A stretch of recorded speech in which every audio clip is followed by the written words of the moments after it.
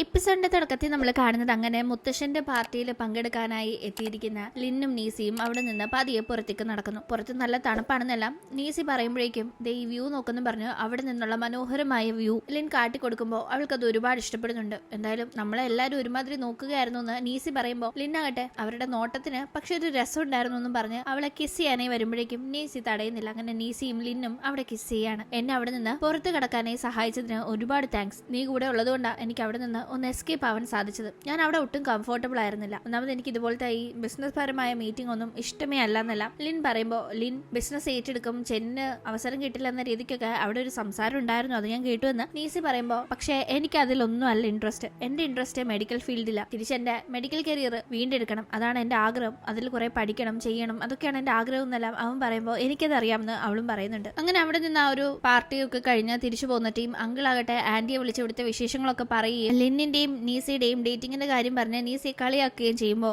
Anti അവളെ ആശ്വസിപ്പിക്കുന്നുണ്ട്. എന്തായാലും അന്ന് നൈറ്റും ലിന്നിനെ കാണാനായി അവൾ പുറത്തു പോകുന്നുണ്ട്. പുറത്തു വെച്ച് കണ്ടുമുട്ടുമ്പോൾ നല്ല വിശപ്പുണ്ട്, പാർട്ടിക്കിടയിൽ ഒന്നും കഴിക്കാൻ പറ്റിയില്ല. അവർ ഒരുമാതിരി തുറച്ചു നോക്കുകയല്ലായിരുന്നു. പിന്നെ അവിടെ നിന്ന് അവരുടെ കൂടെ ഡ്രിങ്ക്സ് അടിക്കേണ്ടി വരില്ലെന്നല്ല നീസി പറയുമ്പോൾ എന്തായാലും നമ്മൾ രണ്ടുപേരും അധികം ഡ്രിങ്ക്സ് അടിക്കാത്തവരാണെങ്കിലും ഒരു കല്യാണത്തിന് നമുക്ക് ഒന്നിച്ച് ഡ്രിങ്ക്സ് അടിക്കേണ്ടി വരുമെന്ന് ലിൻ പറയുമ്പോൾ അത് തങ്ങളുടെ കല്യാണക്കാര്യം തന്നെയാണ് പറയുന്നതെന്ന് മനസ്സിലാക്കുന്ന നീസിക്ക് നാണം വരുന്നുണ്ടായിരുന്നു. വാ ഫുഡ് ഞാൻ ഉണ്ടാക്കി തരാമെന്ന് പറഞ്ഞ് നീസിയും കൂട്ടി ലിൻ അവന്റെ വീട്ടിലേക്കാണ് പോകുന്നത്. അവിടെ എത്തിയ ശേഷം അവന്റെ ചില പഴയ ഫോട്ടോസ് ഒക്കെ കണ്ട് അവൾ ഹാപ്പി ആവുന്നുണ്ട്. അങ്ങനെ ഓരോ കാര്യങ്ങൾ ഇങ്ങനെ നോക്കി നിൽക്കുമ്പോൾ അവന്റെ ചില മെഡിക്കൽ ബുക്സ് ഒക്കെ വീണ്ടും അവിടെ കാണുന്ന ടീം അവന്റെ മുഖം വാടുന്നത് കാണുന്ന അവൾ അത് സാരില്ല, വീണ്ടും ഈ ഫീൽഡിലേക്ക് എത്താതെ എന്താ കുഴപ്പമെന്നൊക്കെ പറഞ്ഞ് അവനെ ആശ്വസിപ്പിക്കുമ്പോഴേക്കും അവൻ ഏത് സാഹചര്യത്തിലാണ് ഈ മെഡിക്കൽ ഫീൽഡിലേക്ക് എത്തിപ്പെട്ടതെന്ന കാര്യങ്ങളൊക്കെ അവളോട് പറയാണ്. അതായത് പണ്ട് ബിസിനസ് മാനേജ്മെന്റ് ആയിരുന്നു ലിൻ പഠിക്കാനായി ഇരുന്നത്. പക്ഷെ ആ ടീമാണ് ലിന്നിന്റെ അച്ഛൻ മരിക്കുന്നത്. അച്ഛന്റെ മരണശേഷമാണ് മെഡിക്കൽ ഫീൽഡിലേക്ക് ലിന്നിന് ഇൻട്രസ്റ്റ് തുടങ്ങിയതും പിന്നീട് ബിസിനസ് മാനേജ്മെന്റ് ഉപേക്ഷിച്ച് അവൻ മെഡിസിൻ പഠിക്കുന്നതും. അങ്ങനെ കാര്യങ്ങൾ കുഴപ്പമില്ലാതെ പോകുന്ന ടീമാണ് ആക്സിഡന്റും മറ്റും സംഭവിക്കുന്നത്. ആ ടീം എനിക്ക്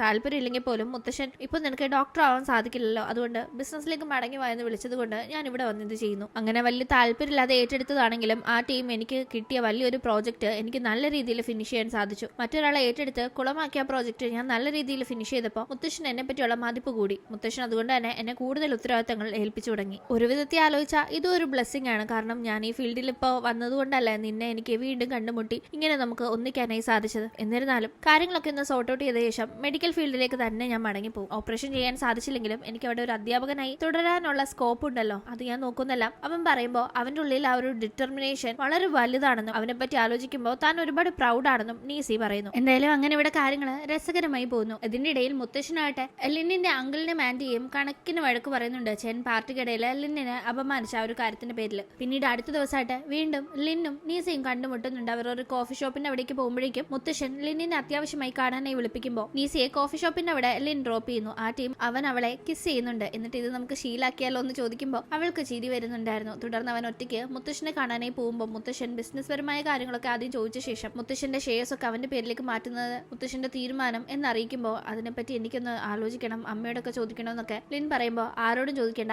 എന്റെ ഫൈനൽ ഡിസിഷൻ അതാ, എന്റെ ഷെയർസ് ഒക്കെ നിനക്ക് ഞാൻ തരുന്നതെന്ന് മുത്തശ്ശൻ പറയുമ്പോഴേക്കും ലിൻ ആകെ അപ്സെറ്റ് ആവുന്നുണ്ട്. കാരണം അവൻ ഈ ബിസിനസ് താല്പര്യമില്ല, ഇതിൽ നിന്ന് മാറണമെന്നാണല്ലോ. പക്ഷെ മുത്തശ്ശൻ ഇങ്ങനെയൊക്കെ ചെയ്ത് കഴിഞ്ഞാൽ എന്ത് ചെയ്യുമെന്ന കൺഫ്യൂഷനിൽ അവൻ ആകെ ഡിസ്റ്റർബ്ഡ് ആയിട്ടാണ് തിരിച്ച് നീസിയുള്ള ആ കോഫി ഷോപ്പിന്റെ അവിടേക്ക് ചെല്ലുന്നത്. പക്ഷെ അവളെ കാണുമ്പോഴേക്കും മുഖത്തെ ആ ഒരു ടെൻഷനും സ്ട്രെസ്സും ഒന്നും അവളെ അറിയിക്കാതെ അവൻ ചിരിക്കുന്നുണ്ട്. എന്തായാലും പക്ഷെ അവളാകട്ടെ അവന്റെ മുഖത്തുള്ള അങ്കലാപ്പ് മനസ്സിലാക്കുകയും അതിനെപ്പറ്റി ചോദിക്കുകയും ചെയ്യുമ്പോൾ അവൻ പറയുന്നുണ്ട് ഷെയർസിന്റെ കാര്യമൊക്കെ തന്നെ. എന്തായാലും അപ്പോഴേക്കും ലിന്നിന്റെ അങ്കിളും ഈ ഷെയർസിന്റെ കാര്യം അറിഞ്ഞിട്ടുണ്ടായിരുന്നു. വേഗം കലിയാകുന്ന അയാൾ നീസയുടെ അച്ഛനെ വിളിച്ച് ആ ലിന്നിന്റെ കൂടെ നീ എന്തിനാ നിന്റെ മകളെ പാർട്ടിക്ക് വിട്ടത്? ഇപ്പതേ എന്റെ അച്ഛൻ ഷെയർസ് എല്ലാം അവന്റെ പേര് എഴുതാൻ പോവാ, നീ അപ്പോ ഷെയർസ് തട്ടിയെടുക്കാനായിട്ടുള്ള പരിപാടിയായിരുന്നോ? നിന്റെ മകളെ എന്തിനാ ലിന്നുമായി അടുപ്പിക്കുന്നതെന്നൊക്കെ ചോദിച്ച് സംസാരിക്കുമ്പോൾ എന്റെ മകള് ലിന്നിന്റെ കൂടെ പാർട്ടിക്ക് വന്നോ, ഞാനത് അറിഞ്ഞ കാര്യം പോലും അല്ലാന്നെല്ലാം നീസയുടെ അച്ഛനും പറയുന്നു. ലിന്നും നീസിയും ഇപ്പോൾ ഒന്നിച്ചുള്ള ആ ഒരു കമ്പനിയുടെ 50% ഷെയർസ് നീസിയുടെ അച്ഛൻ്റെതാണ്, ബാക്കി 50% ലിന്നിന്റെ മുത്തശ്ശന്റേതാണ്. മുത്തശ്ശന്റെ കയ്യിലുള്ള ആ 50% ഷെയർസ് ആണ് ലിന്നിന് കൊടുക്കുന്ന കാര്യത്തെ പറ്റി മുത്തശ്ശൻ പറഞ്ഞത്. അങ്ങനെ നീസിയുടെ അച്ഛന് 50%,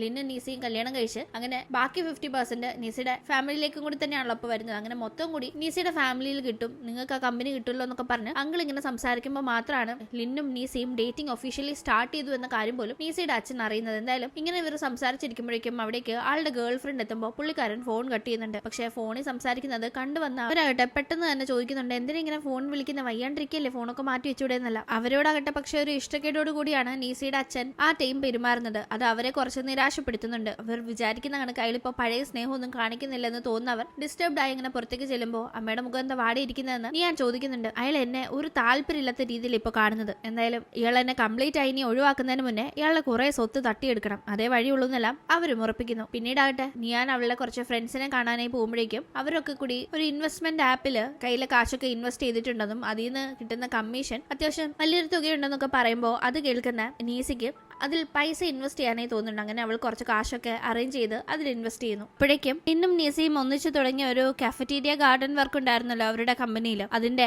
ഇനോഗ്രേഷന്റെ ദിവസം ആകുമ്പോഴേക്കും എല്ലാവരും എത്തുന്നുണ്ട്. നീസിയുടെ അമ്മയും അങ്കിളും ആന്റിയും ഒക്കെ എത്തുന്നുണ്ടായിരുന്നു. ഈ ടീം നീസി പക്ഷെ അവിടെ ഓടി നടന്ന് പണിയെടുക്കാണ്. ഇതൊക്കെ അവരും ശ്രദ്ധിക്കുന്നുണ്ട്. അപ്പോഴേക്കും നീസിയുടെ ഫ്രണ്ട്സ് ഉണ്ടല്ലോ അവിടെ ആദ്യമായി നീസിയുടെ അമ്മയും ആന്റിയും ഒക്കെ വന്നിരിക്കുന്നുണ്ട്. അത് ആക്ച്വലി അവരുടെ അമ്മ ആന്റി ആണെന്നൊന്നും അവൾക്കറിയില്ല. ഇത് കമ്പനിയിലെ ഏതോ വലിയ ആളുകളാണെന്ന രീതിക്കാണ് ഇത് കണ്ടില്ല കുറച്ച് ലേഡീസ് വന്നിട്ടുണ്ട്, വലിയ ആർക്കോ ആണെന്ന് തോന്നുന്നൊക്കെ അവൾ ഇങ്ങനെ പറയുന്നത്. നീസി അതൊക്കെ കേട്ടിട്ട് ഇങ്ങനെ മിണ്ടാതിരിക്കാണ്. നീസി കമ്പനിയുടെ ഷെയർ ഹോൾഡറിന്റെ മകളാണെന്നോ ഇത് വന്നിരിക്കുന്നത് അവളുടെ അമ്മയും ആങ്കിളും ആന്റിയും ഒക്കെ ആണെന്നോ അവൾ വലിയൊരാളാണെന്നോ ഒന്നും തന്നെ ഈ ഫ്രണ്ട്സിന് ഇതുവരെ അറിയില്ല. ഇവളെ പറ്റിയുള്ള കാര്യങ്ങൾ അവിടെ ആർക്കും അറിയില്ല എന്ന് അറിയാവുന്നതുകൊണ്ട് തന്നെ അമ്മയും ആന്റിയും ഒന്നും നീസിന്റെ അടുത്ത് എന്ന് ബുദ്ധിമുട്ടിക്കുന്നുമില്ല. എന്തായാലും പക്ഷെ ഫംഗ്ഷൻ ഒക്കെ കഴിഞ്ഞ ശേഷം അവരവിടുത്തെ ഹൈ അതോറിറ്റീസ് ആണെന്ന രീതിക്ക് അവളെ അടുത്തേക്ക് വിളിച്ച് ഈ ഒരു കമ്പനിയൊക്കെ ചുറ്റി കാണിക്കാൻ പറയുന്നുണ്ട്. ലിന്നും കൂടെ കൂടുന്നു. തുടർന്ന് അവർ ഹാപ്പിയായി അവിടെ ഓരോന്നും കണ്ടും കേട്ട് സംസാരിച്ച് നടക്കുമ്പോൾ നീസി ഇങ്ങനെ ഓരോ കാര്യങ്ങളൊക്കെ നല്ല ഉത്തരവാദിത്തത്തോടെ ചെയ്യുന്നത് കണ്ട് അവളുടെ അമ്മയും ആന്റിയും ഒക്കെ ഒരുപാട് ഹാപ്പി ആവുന്നുണ്ടായിരുന്നു. അങ്ങനെ ഇവരെല്ലാരും കൂടി ലഞ്ച് കഴിക്കാനായി ഇരിക്കുന്ന ടീമാണ്. ലിന്നിനെ ഒരു സ്റ്റാഫ് എത്തി ലിന്നിന്റെ പേരിലേക്ക് മുത്തശ്ശന്റെ ഷെയർസ് ഒക്കെ മാറ്റുന്ന കാര്യത്തിൽ ഇപ്പോൾ ഒരു ചെറിയ പ്രശ്നം ഉണ്ടായി എന്ന കാര്യം അറിയിക്കുന്നത്. മെജോറിറ്റി ഷെയർ ഹോൾഡേഴ്സിന്റെ കൂടി അപ്രൂവൽ വേണം മുത്തശ്ശന് അദ്ദേഹത്തിന്റെ ഷെയർസ് മറ്റൊരാളുടെ പേരിലേക്ക് മാറ്റാൻ. മെജോറിറ്റി ഷെയർ ഹോൾഡർ എന്ന് പറയുമ്പോൾ പ്രത്യേകമായി അതിൽ നീസിയുടെ അച്ഛൻ തന്നെയാണ് പെടുന്നത്. അപ്പോൾ അയാൾ എന്തോ പ്രശ്നം ഉണ്ടാക്കിയിരിക്കുന്നുവെന്ന് ഇത് കേൾക്കുന്ന നീസിക്കും അവിടെ ഉണ്ടായിരുന്ന അവളുടെ അമ്മയ്ക്കും ഒക്കെ മനസ്സിലാവുന്നുണ്ട്. നീസിക്കാണെങ്കിൽ ഭയങ്കര സങ്കടമാവുന്നുണ്ട്. തന്റെ അച്ഛൻ എന്തിനാ ഇങ്ങനെ ചെയ്യുന്നത്, ലിൻ തന്നെ ഡേറ്റ് ചെയ്യുന്നത് അറിഞ്ഞതിന്റെ വല്ല ഇഷ്ടക്കേടുമാണ് കാണിക്കുന്നതെന്നല്ല. അവൾ അതിന്റെ പേരിൽ അപ്സെറ്റ് ആവുമ്പോഴേക്കും സാരയില്ല, കാര്യങ്ങളൊക്കെ അതിന്റെ മുറയ്ക്ക് നടക്കട്ടെ, നീ ദൂരത്ത് ടെൻഷൻ ഉണ്ടാന്ന് ലിൻ അവളെ സമാധാനിപ്പിക്കുന്നു. എന്നാലും അപ്പോഴേക്കും നീസിയുടെ അമ്മ നീസിയുടെ അച്ഛനെ കാണാനായി പോയിരുന്നു. എന്തിപ്പോ പെട്ടെന്ന് ഇത്രയും ദൂരം യാത്ര ചെയ്ത് എന്നെ കാണാനായി വന്നതെന്ന് അയാൾ ചോദിക്കുമ്പോൾ കാര്യമില്ലാണ്ട് ഞാൻ വരില്ലല്ലോ എന്ന് നീസിയുടെ അമ്മയും പറയുന്നുണ്ട്. എന്താ കാര്യം, നീസി ലിന്നിനെ ഡേറ്റ് ചെയ്യാൻ ആരംഭിച്ച കാര്യമാണോ അതോ അവൾ ലിന്നിന്റെ മുത്തശ്ശന്റെ പാർട്ടിയിൽ പങ്കെടുത്ത കാര്യമാണോ, എന്തിപ്പോ നിന്നെ ഇവിടെ കൊണ്ടുവന്ന് എത്തിച്ചത് എന്നെല്ലാം നീസിയുടെ അച്ഛൻ ചോദിക്കുമ്പോൾ മുത്തശ്ശൻ ലിന്നിന്റെ പേരിലേക്ക് ഷെയർസ് മാറ്റുന്നതിൽ നിങ്ങൾ എന്തിനാണ് തടസ്സം പിടിക്കുന്നത്, ലിന്നും നീസിയും ഡേറ്റ് ചെയ്യുന്നത് കൊണ്ടാണോന്നല്ല നീസിയുടെ അച്ഛൻ ഈ ചെയ്ത കാര്യത്തെ പറ്റി അമ്മ തിരക്കുമ്പോൾ അതൊന്നുമല്ല, ഞാൻ ഓൾറെഡി ആ കമ്പനിയിലുള്ള എന്റെ ഷെയർസ് വിൽക്കാമെന്ന് കരുതിയിരിക്കുക. ആ സമയത്ത് ഇങ്ങനെ ഒരു ട്രാൻസ്ഫർ നടന്നു കഴിഞ്ഞാൽ അത് പിന്നെ എന്റെ വിൽപ്പനയെ ബാധിക്കും, അതുകൊണ്ടാണെന്ന് നീസിയുടെ അച്ഛൻ പറയുമ്പോൾ നീസിയുടെ അമ്മയ്ക്ക് ഇത് വലിയ കൺസേൺ ആണെങ്കിൽ ആ കൺസേൺ പരിഹരിക്കുന്ന രീതിയിൽ ഒരു കാര്യം ചെയ്യാം, പക്ഷെ തിരിച്ച് എനിക്കും കൂടി വേണ്ടി ഒരു കാര്യം ചെയ്യണമെന്ന് പറഞ്ഞ് നീസിയുടെ അച്ഛൻ ഒരു കണ്ടീഷൻ മുന്നോട്ട് വെക്കുന്നു. കണ്ടീഷൻ മറ്റൊന്നുമല്ല, ലിന്നും നീസി ഇപ്പോൾ ഉള്ള കമ്പനിയിലെ തന്റെ ഷെയർസ് നീസിയുടെ അമ്മയുടെ പേരിലേക്ക് 50% തന്റെ കയ്യിലുള്ളതിൽ നിന്ന് മാറ്റാം. പക്ഷെ പകരം നീസിയുടെ അമ്മയുടെയും നീസിയുടെയും അച്ഛന്റെയും കയ്യിൽ കുറച്ച് ഷെയർസ് ഉള്ള അവർ ഒന്നിച്ച് ഫൗണ്ട് ചെയ്ത ഒരു കമ്പനി ഉണ്ട്. ആ കമ്പനിയിലെ നീസിയുടെ അമ്മയുടെ ഷെയർസ് മുഴുവൻ തന്റെ പേരിലേക്ക് മാറ്റണം എന്നതാണ് അച്ഛൻ പറയുന്നത്. അത് നീസിയുടെ അമ്മയെ സംബന്ധിച്ച് ഭയങ്കര ഷോക്കിംഗ് ആയ ഒരു കാര്യമായിരുന്നു. അവർ എനിക്കിപ്പോ ഇതിന് മറുപടി പറയാൻ കഴിയില്ലെന്നും പറഞ്ഞ് ഭയങ്കര അപ്സെറ്റ് ആയി അവിടെ നിന്ന് ഇറങ്ങുന്നുണ്ട്. പിന്നീട് നീസിയും ലിന്നും അവരുടെ താമസ സ്ഥലത്തിരുന്ന് രസകരമായി ഇങ്ങനെ ചാറ്റ് ചെയ്തുകൊണ്ടിരിക്കുമ്പോഴാണ് അമ്മ നീസിയെ വിളിച്ച് ഈ കാര്യം പറയുന്നത്. അത് കേൾക്കുന്ന നീസിയും ഷോക്കാവുന്നു. അച്ഛന്റെ ഈ കണ്ടീഷന് അമ്മ ഒരിക്കലും സമ്മതിക്കരുത്, ഒരിക്കലും നടക്കാൻ പാടില്ല, അച്ഛന്റെ അത്ര അത്യാഗ്രഹം നടത്തിയെടുക്കരുതെന്ന് നീസി അമ്മയോട് പറയുന്നുണ്ട്. എന്തായാലും അമ്മ നീസിയെ പറ്റിയാണ് ചിന്തിക്കുന്നത്. താൻ കാരണം അവൾക്ക് ലൈഫിൽ ഒരു സന്തോഷം വരുന്നത് തടയാനായി താൻ നിൽക്കണ്ടല്ലോ, ഇങ്ങനെ ചെയ്താൽ അവൾക്ക് അതൊരു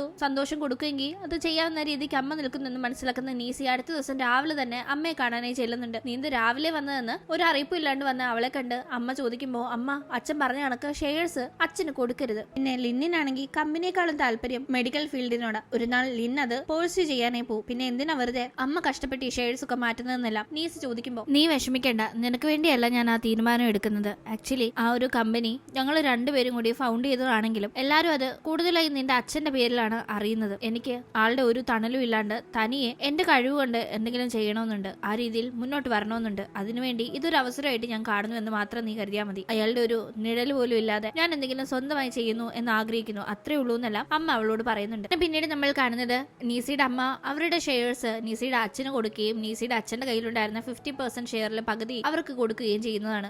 പിന്നീട് നമ്മൾ കാണുന്നത് ലിന്നാണെങ്കിൽ അന്ന് കുറച്ച് തിരക്ക് പിടിച്ച ജോലിയാണ്. നീസിക്ക് അവളുടെ ഫ്രണ്ട്സ് ഫുഡൊക്കെ വാങ്ങിച്ച് കാത്തിരിക്കുകയാണ് എന്നറിയാവുന്നതുകൊണ്ട് ലിന്നോട് സംസാരിച്ച് അവൾ പോകാനേ ഒരുങ്ങുമ്പോൾ ലിൻ അവളെ കിസ് ചെയ്യുന്നുണ്ടായിരുന്നു. അവൾ അങ്ങനെ ആ ഒരു ഹാപ്പിനെസ്സിൽ തിരിച്ച് ഫ്രണ്ട്സിന്റെ അടുത്ത് പോയി ഫുഡ് കഴിച്ചുകൊണ്ടിരിക്കുമ്പോഴും ലിന്നെ പറ്റി തന്നെ ഇങ്ങനെ ആലോചിച്ച് തനിയെ ചിരിക്കുമ്പോൾ ലിന്നിന്റെ പേരിൽ ഷെയർസ് ഒക്കെ വാങ്ങിയെന്ന് പറയുന്നത് കേട്ടല്ലോ, കമ്പനിയിൽ അങ്ങനെ ഒരു സംസാരമുണ്ട്, ശരിയാണോ എന്നല്ല അവർ നീസിയോട് ചോദിക്കുമ്പോൾ അതേ എന്ന് പറയുന്നവൾ ഇപ്പൊ നമ്മുടെ കമ്പനിയുടെ ഷെയർസ് പുതിയൊരു ലേഡി വാങ്ങിയിട്ടുണ്ടല്ലോ, അതൊന്നും നിങ്ങൾ കേട്ടിട്ടില്ലേ? ആ ലേഡി മറ്റാരുമല്ല എന്റെ അമ്മയാണെന്നും പറഞ്ഞ് അവളെ പറ്റിയുള്ള ഐഡന്റിറ്റി അവളോട് വെളിപ്പെടുത്തുമ്പോൾ ഈ ഫ്രണ്ട്സ് ഭയങ്കര സർപ്രൈസ്ഡ് ആവുന്നുണ്ട്. പക്ഷെ അവർ ഇത്രയും നാൾ അവൾ അത് പറയാത്തതിന്റെ പേരിലൊന്നും അങ്ങനെ യാതൊരു ഇഷ്ടക്കേടും അവളോട് കാണിക്കുന്നില്ല. നീസിയുടെ പഴയ ഫ്രണ്ട്സിനെ കണക്ക് ഒരു ഈഗോ പിടിച്ച പെരുമാറ്റമൊന്നും ഇവരുടെ ഭാഗത്തു നിന്ന് നടക്കുന്നൊന്നുമില്ല. ഇവർ അവളോട് വളരെ കാര്യമായി തന്നെ സംസാരിക്കുന്നു. കാരണം ഇവൾ ഇങ്ങനെ ഒരു പെൺകുട്ടിയായിട്ടും ഇവരോട് എത്ര കാര്യമായിട്ടാണ് ഇത്രയും നാൾ ഇടപെട്ടിരുന്നത് അത് അവർക്കും അറിയാം. എന്തായാലും ചെലവുണ്ട്, ഇനി ഞങ്ങൾക്ക് കൂടുതൽ ഫുഡ് മേടിച്ചു തരണം, അമ്മ ഷെയർ ഹോൾഡർ അല്ലേ എന്നൊക്കെ പറഞ്ഞ് അവരത് രസകരമായി സംസാരിച്ചു വിടുന്നു. അങ്ങനെ പിന്നീട് അടുത്ത ദിവസം ലിന്നിന്റെ താമസ സ്ഥലത്ത് നീസി ഉണ്ട്. അവരുടെ മെയ്ഡ് അവർക്ക് അവിടെ ഫുഡൊക്കെ റെഡിയാക്കി വെച്ചോണ്ടിരിക്കുമ്പോൾ അത് കഴിക്കാനായി ഒക്കെ ഒരുങ്ങുന്ന ടീമാണ്. അവിടെ കുറച്ച് പൂച്ചക്കുട്ടികളെ നീസി കാണുന്നത്. തുടർന്ന് അവൾ അതിനെ ലിന്നിന്റെ കൂടെ കാണാനേ പോകുന്നുണ്ടെങ്കിലും അത് ഓടിപ്പോകുന്നുണ്ട്. അങ്ങനെ അവൾ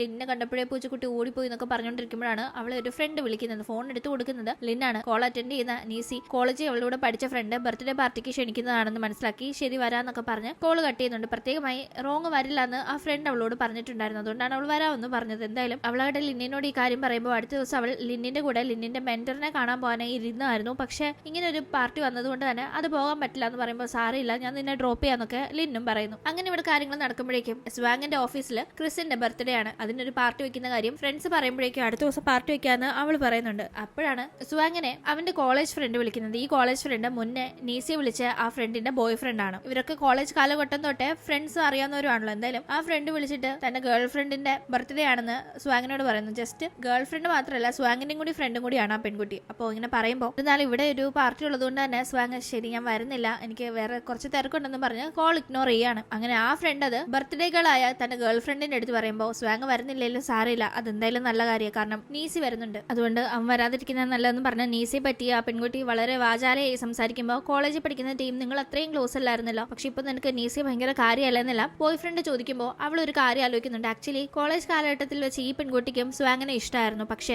നീസി അവളുടെ ഇഷ്ടം തുറന്നു പറയാൻ കാണിച്ച ആ ഒരു ധൈര്യമൊന്നും ഈ പെൺകുട്ടിക്ക് ഉണ്ടായിരുന്നില്ല. റോങ് ആണെങ്കിൽ സ്വാങ്ങിന്റെ കാര്യം കാരണം നീസി എത്രത്തോളം പാടുപെടുത്തിയിട്ടുണ്ടെന്നും ഇവൾക്ക് നന്നായിട്ട് അറിയാലോ. സ്വാങ്ങിനോട് ഇഷ്ടം തുറന്നു പറയാൻ ധൈര്യം ഉണ്ടായിരുന്നെങ്കിൽ റോങ്ങിനെ ഞാനൊരു പാഠം പഠിപ്പിച്ചേനെന്ന് അന്നും അവൾ ആലോചിച്ചിട്ടുണ്ടായിരുന്നു. എന്തായാലും ആ ഒരു ഇഷ്ടം തുറന്നു പറയാതെ അത് മനസ്സിൽ വെച്ച് കുഴിച്ചു മൂടിയ ശേഷമാണ് പിന്നീട് അവൾ ഈ ഒരു ബോയ് ഫ്രണ്ടുമായി കോളേജിൽ വെച്ച് തന്നെ റിലേഷൻഷിപ്പിലായത്. ആ കാര്യങ്ങളൊക്കെ ആലോചിച്ച് അവൾ ഇങ്ങനെ ചിരിക്കുകയാണ്. അങ്ങനെ പിന്നീട് പാർട്ടി നടക്കുന്ന സമയം ലിൻ നീസിയെ അവിടെ ഡ്രോപ്പ് ചെയ്യുന്നുണ്ട്. അങ്ങനെ ഒരു കിസ്സൊക്കെ കൊടുത്ത് അവളെ പറഞ്ഞു വിടുന്ന അവന്റെ മുഖത്ത് ഒരു ടെൻഷൻ നമുക്ക് കാണാം. ഒരു പക്ഷേ സ്വാങ് അവിടെ പാർട്ടിക്ക് എത്തുവോ, അവൻ എന്തെങ്കിലും പ്രശ്നം ഉണ്ടാക്കുവോ എന്ന പേടിയായിരിക്കാം. അങ്ങനെ നീസിയെ ഈ പാർട്ടിക്ക് വിടുന്ന ലിന്നാകട്ടെ അവന്റെ ആ ഒരു മെന്ററിനെ കാണാനായി പോയി അവരോട് സംസാരിക്കുന്നതും അവർ നടത്താൻ പോകുന്ന റിസർച്ചിന്റെ ഭാഗമാവാനായി അവർ ആവശ്യപ്പെടുമ്പോൾ സമ്മതിക്കുന്നതും ഒക്കെയാണ് നമ്മൾ കാണുന്നത്. അപ്പോഴേക്കും നീസി ഇവിടെ ഫ്രണ്ടിന്റെ പാർട്ടിക്ക് ഇരിക്കുമ്പോഴേക്കും സ്വാങ് അങ്ങോട്ടേക്ക് എത്തുവോ, ശേഷം എന്ത് സംഭവിക്കുമെന്ന് നമുക്ക് അടുത്ത എപ്പിസോഡിലൂടെ കാണാം. ഇന്നത്തെ വീഡിയോ ഇഷ്ടമായാൽ മറക്കാതെ ലൈക്ക് ചെയ്തും ഷെയർ ചെയ്തും സബ്സ്ക്രൈബ് ചെയ്തും സപ്പോർട്ട് ചെയ്യണേ. വീണ്ടും പുതിയൊരു എപ്പിസോഡുമായി കണ്ടുമുട്ടും വരെ ബൈ.